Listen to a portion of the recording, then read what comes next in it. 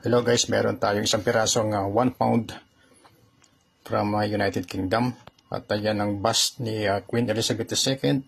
At ang kanyang reverse, makikita ninyo ang Royal Shield, coat of arms. Ayan, Royal Shield. So magkakaroon tayo ng konting palaro. Ano po, magbubuhin natin yan sa iba't ibang denomination na ayan, makikita ninyo iba't ibang denomination. From 50 cents to 1 cent. Ayan, bubuhin natin yan.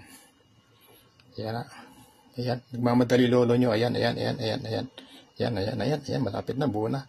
Oops, ang galing, bilis ang lolo nyo, ayan, kitang-kita ninyo yung korte ng Royal Shield.